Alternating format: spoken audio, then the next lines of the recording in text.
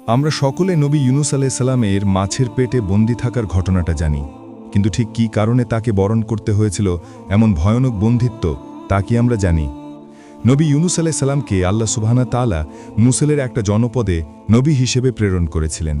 জনপদের লোকেদেরকে তিনি আল্লাহর একত্ববাদ গ্রহণ করতে এবং যাবতীয় শিরক থেকে বেঁচে থাকার আহ্বান জানান। কিন্তু মুসলের ওই জনপদের অধিবাসীরা কর্ণপাত করে না ইউনুস আলাইহিস সালামের আহ্বানে। তারা তাদের পূর্বেকার রীতিনীতি এবং শিরক আর কুফরে বিভোর থাকে। এভাবে বহু বছর ধরে তাওহীদের বার্তা বিলাতে থাকেন নবী ইউনুস আলাইহিস সালাম, কিন্তু কোনো পরিবর্তনই তিনি জনপদের লোকেদের মাঝে দেখতে পান না। একটা সময় জনপদের লোকেদের উপর ভীষণ অসন্তুষ্ট হয়ে পড়েন ইউনুস আলাইহিস সালাম এবং তাদেরকে বলেন, যেহেতু তোমরা আমার আহ্বানে সাড়া না দিয়ে তোমাদের মন গড়া ধর্মের মাঝে অটল আছো, আজ আমি তোমাদের ত্যাগ করে চলে যাচ্ছি এবং এও বলে যাচ্ছি তোমাদের উপর শীঘ্রই আল্লাহর আযাব নেমে আসবে। ইউনুস আলাইহিস সালাম জনপদ ছেড়ে চলে যাওয়ার পর জনপদে আল্লাহর আযাবের কতিপয় নিদর্শনাবলীও স্পষ্ট হয়। এতে বেশ ঘাবড়ে যায় জনপদবাসী। তারা বাড়ি ঘর ছেড়ে দল বেঁধে জঙ্গলের দিকে চলে যায় এবং অবিরত কান্নাকাটির মাধ্যমে আল্লাহ সুবহানাহু ওয়া তাআলার কাছে তওবা করতে থাকে নিজেদের ভুল ত্রুটির জন্য। তাদের এই আন্তরিক তওবা আল্লাহ সুবহানাহু ওয়া তাআলা কবুল করেন এবং তিনি জনপদবাসীকে উক্ত আযাব থেকে মুক্তি দেন। এদিকে ইউনুস আলাইহিস সালামের ধারণা ছিল যে আল্লাহর আযাব আসবেই আসবে এবং জনপদবাসীও এতে ধ্বংস হয়ে যাবে। কিন্তু যখন শুনতে পেলেন আল্লাহর আযাব আসেনি, তখন তিনি বেশ চিন্তায় পড়ে গেলেন। ভাবলেন, যদি আমি তাদের মাঝে ফিরে যাই, নির্ঘাত তারা আমাকে মিথ্যাবাদী বলে সাব্যস্ত করবে। তাফসিরে এও আছে, ইউনুস আলাইহিস সালামের জনপদে একটা রীতি প্রচলিত ছিল যে তাদের মাঝে কেউ যদি মিথ্যাবাদী সাব্যস্ত হয় তাহলে তাকে হত্যা করে ফেলা হতো। আল্লাহর আযাব না আসাতে ইউনুস আলাইহিস সালাম ভাবলেন, ফিরে গেলে তার প্রাণনাশেরও আশঙ্কা আছে বইকি। এমন ভাবনা থেকে তিনি মুসেলে অর্থাৎ নিজের জনপদে ফিরে না গিয়ে অন্যত্র হিজরত করা শুরু করলেন। পথিমধ্যে একটা নদী পড়ল।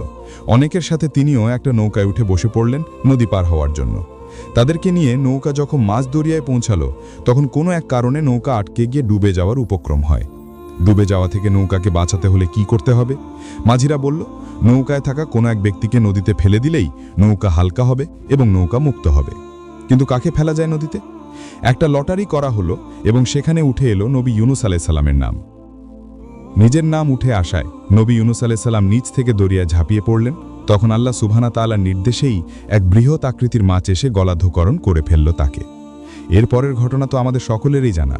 ইউনুস আলাইহিস সালাম আল্লাহর দরবারে আকুল ফরিয়াদে ক্ষমা প্রার্থনা করেন এবং সেই সুবিখ্যাত লা ইলাহা ইল্লা আনতা দোয়ার মাধ্যমে নিজের ভুল স্বীকার করেন। আল্লাহ সুবহানাহু ওয়া তাআলার কাছে তার ফরিয়াদ পছন্দ হয় এবং তিনি নবী ইউনুস আলাইহিস সালামকে মাছের পেটের ভেতর থেকে উদ্ধার করেন।